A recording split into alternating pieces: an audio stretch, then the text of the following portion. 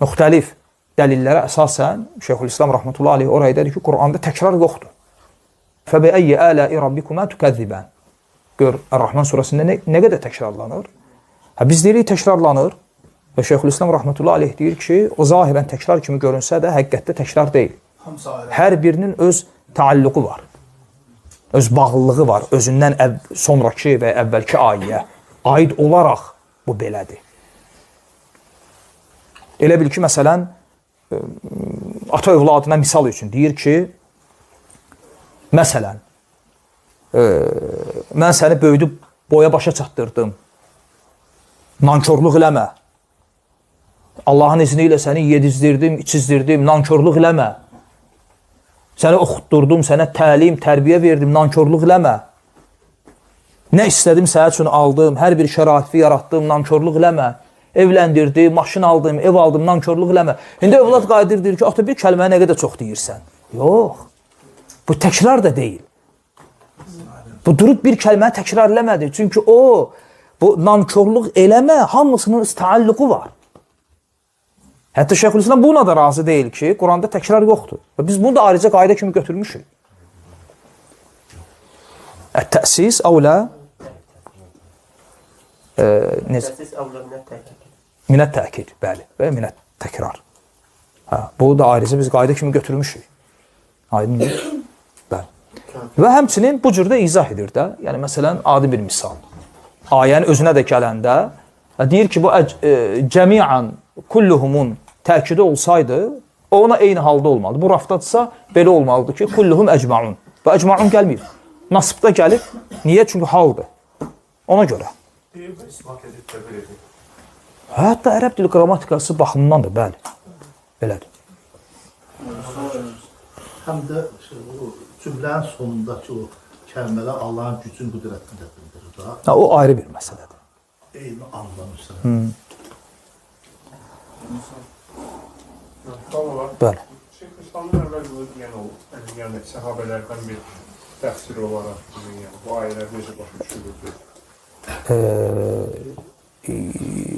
Yox, sual necədir? Yəni, Şeyxülislamdan qabaq bunu deyən olub, yoxsa... Səhabələrdən belə bir təfsirlər gəlibmi, bu formalar, bu ayələri necə başa düşülürdü? Yox, qaydanın özünü deyirsənsə, qaydanın özünə dəlalət edən sələfin qövülləri var. Var. Yəni, sələfdən ləfzlər gəlib, əsərlər gəlib ki, onlar bu mənaya dəlalət edən sözlər deyiblər. Ki, məsələn, Quranda təkrar yoxdur.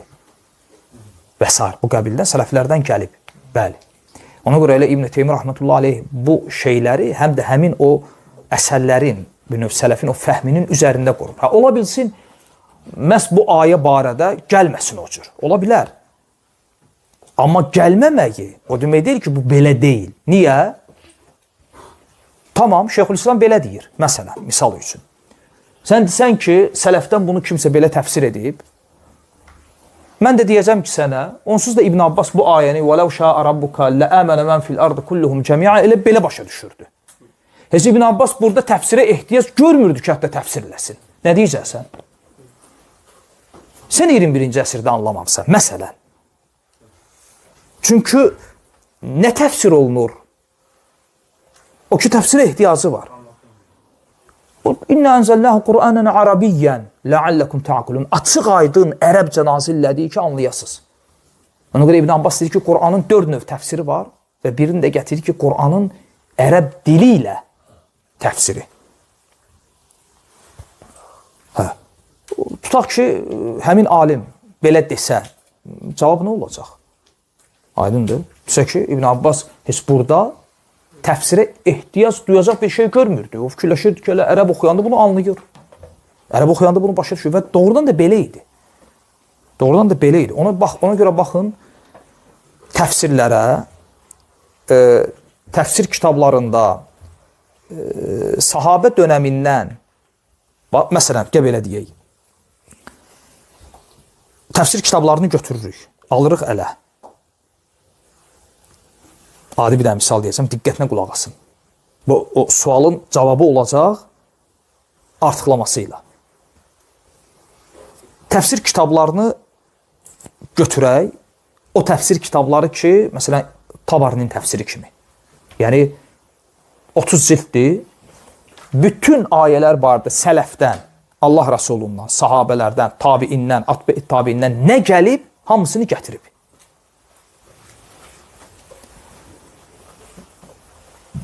Allah Rəsulundan hədis olaraq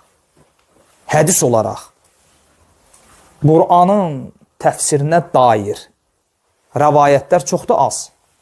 Sahabə təfsirinə nisbətdə sual. Azdır, çox. Yəni, sualı belə verək. Təfsir kitablarında əlimizdə olan Qur'an təfsiri ilə əlaqəli Peyğəmbər hədisləri çoxdur, yoxsa sahabə sözləri? İkinci sual. Qur'an təfsirinə dair əlimizdə sahabə təfsiri çoxdur, tabiin təfsiri? Tabiin təfsiri. Nə üçün bu zaman keçdikcə təfsir çoxalır? Aydın oldu? Aydın oldu? Zaman keçdikcə təfsir çoxalıb. Çünki Allah Resulü Aleyhisselatü Vesselam'ın zamanında aydın idi, ehtiyac yox idi. Ona görə təfsirlər az gəlib. Sahabə təfsirinə baxırsan, Peyğəmbər təfsirindən çoxdur. Çünki artıq sahabə bilirdi və özündən sonraki nəsillərə məcbur idi izah eləsin. Yəni, onun bildiyini tabiin bilmirdi deyə. Ona görə görürsən, sahabə təfsiri çoxdur. Çünki həmin sahabə Qur'anın nazil olmasına şahid olub. Hətta meydan oxuyurdular. İbn Məsud deyir ki, bir dənə adam göstərin bugün yer üzündə Allahın kitabını, Allahın kitabında olan hansısa bir ayənin harda, nə vaxt, gecəmi, gündüzmü, kimə görə, niyə görə nazil olduğunu məndən artıq bilsin. Minərəm atıma, gedərəm onun qapısına, evinə. Bu cür meydan oxuyurdular, yəni yaxşı mənada. Nə demək istəyir? Demək istəyir ki, Qur'anda elə bir ayə yoxdur ki, onun nəsxini, mənsuxunu, möhkəmini, mutaşabihini, mutlaqını, müqayyədini mən bilməyim. Çünki Qur'anın nuzuluna şahid olan nəsil idi. Amma sonra gəlir tabiin dönəmi, onlar Allah Rasulunu görməyiblər, Qur'anın nuzuluna şahid olmayıblar. O ayələri Allah Rasulunu necə təbir. Ona görə məcburən gedirdilər kimin yana? Sahabələrin. Və sahabələr məcbur olurdular onları neynəsin? İzah eləsin.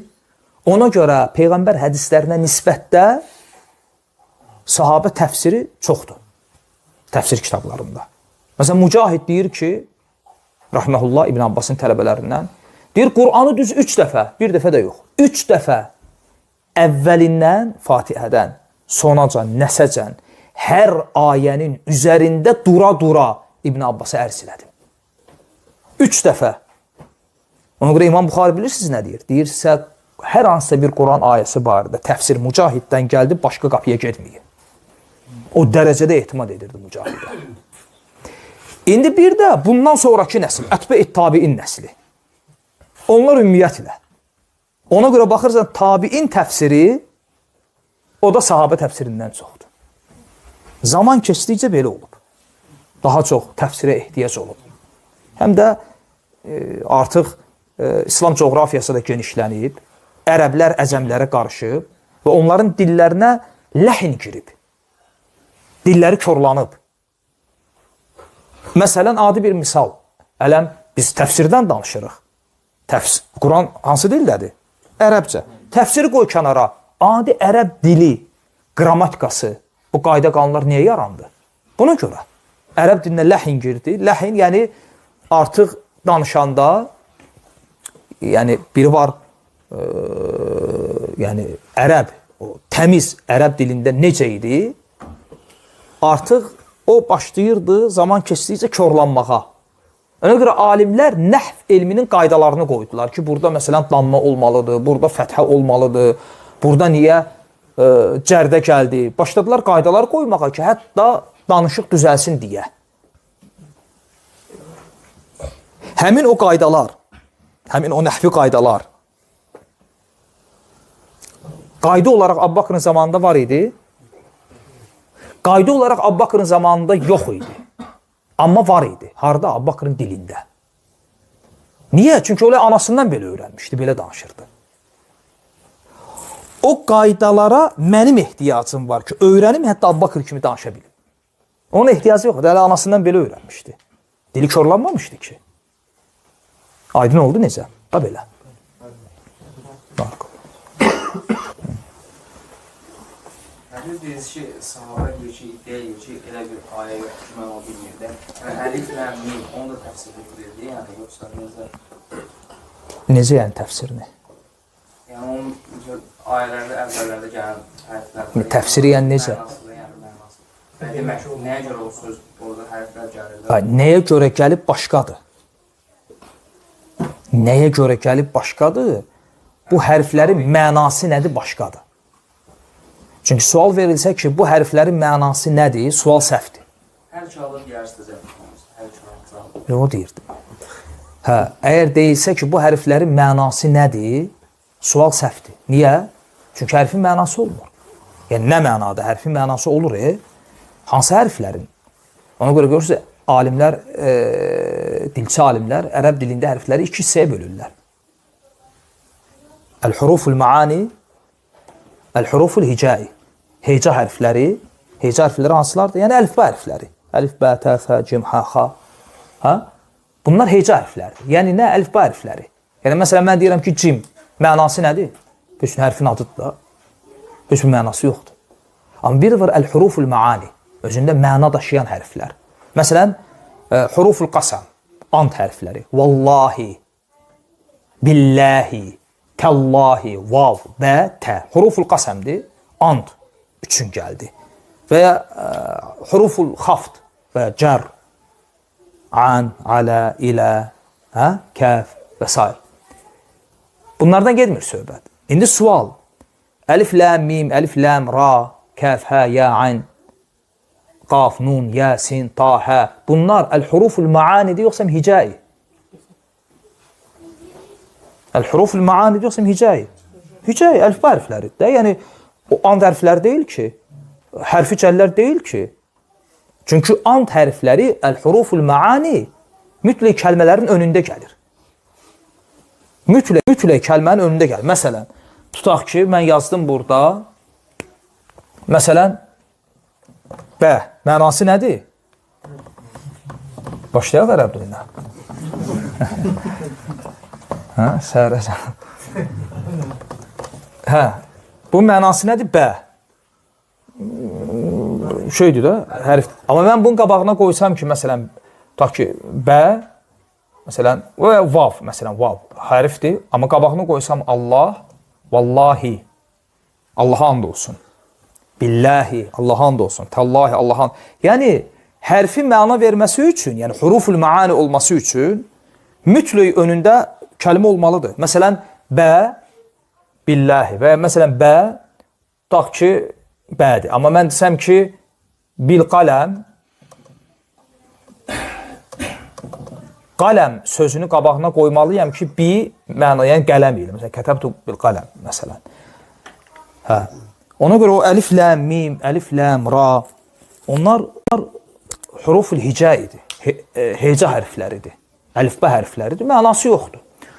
Ona görə demək ki, bu hərflərin, bu ayələrin mənası nədir? Sual səhvdir. Bu ona oxşur ki, sən deyirsən ki, cim, ta, xa, bu mənası nədir? Mənası yoxdur. Məna olaraq. Niyə? Çünki kəlmə deyil axı. Və ya huruful maani deyil. Huruful hicaidir. Sual belə verilə bilər. Burada ixtilaf yoxdur, dediyimdə. Hə, buna bəzi bidət əhli müxalif olub. Bəzi bidət əhli. Amma necə bidət əhli? Batinilər, xəstələr, küfr əhli, zındıqlar.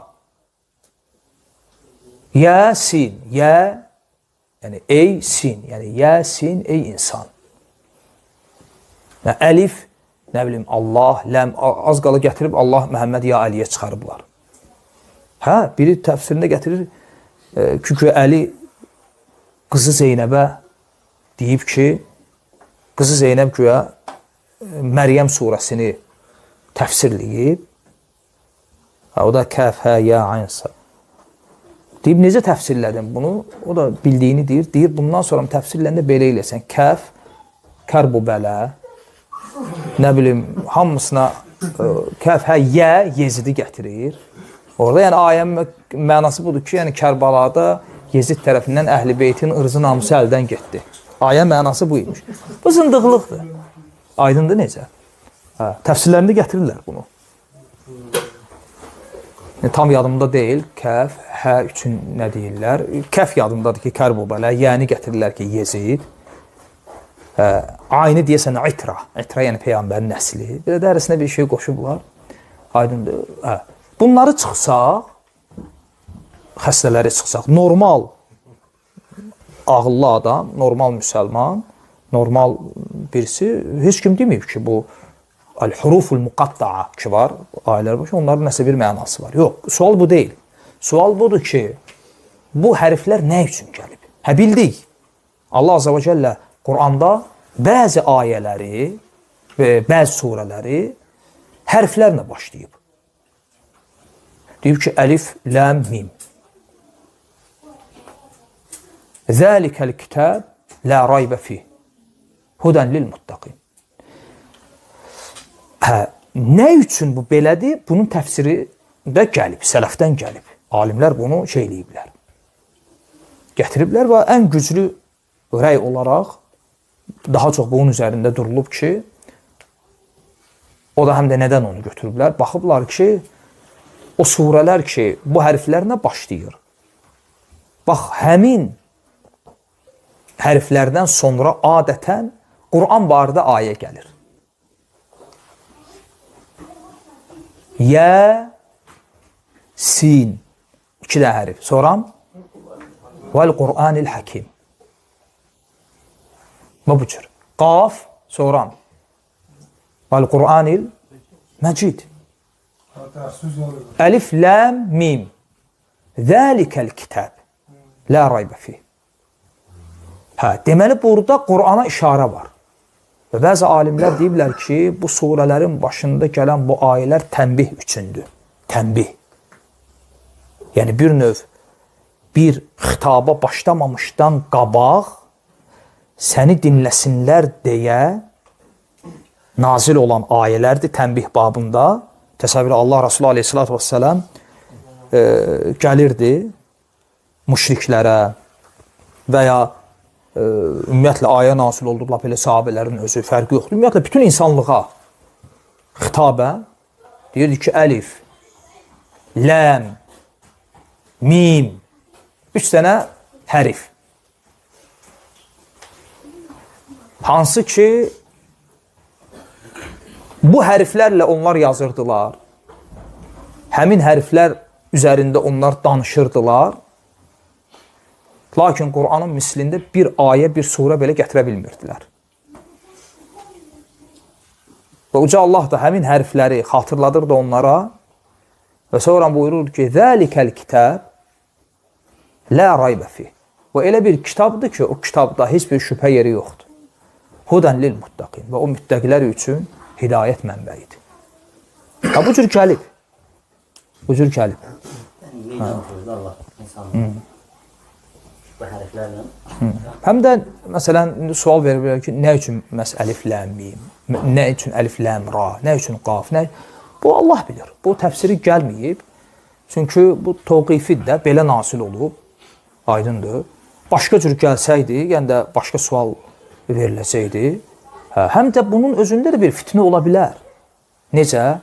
Müxtəlif formada o hərflərin gəlməyi, nə üçün burada tahə gəldi, burada nun, burada qaf, burada yəsin. Bunun özündə də imtihan ola bilər. Aydındır, Allah bilir. Hər şey, yəni, görmürsən, şeydən, hərflərdən nağıl necə düzəldiblər. Belə. Oya. Rafizlərdə də Yasin deyəndə Peyğəmbərin adıdır. Bəzilə hətta sufilər də deyirlər. Deyirlər ki, Yasin, bir də Tahə. Hətta fikir vermirsiniz, ad qoyurlar, Yasin adı. Tahə adı, Tahə adı. Oradan gəlib. Yasin, Taha. Ad kimi qoyurlar. Belə bir ad kimi problem deyil. Amma etiqad eləmək ki, bunlar Peyğəmbərin adı olub. Sufilərdə var da bunu. Şiələrdə, sufilərdə. Ümumiyyətlə, bu batini məsələsində o sufi təriqətləri ilə şiələr eyni şeydədirlər. Yəni, ağıl eyni işləyir.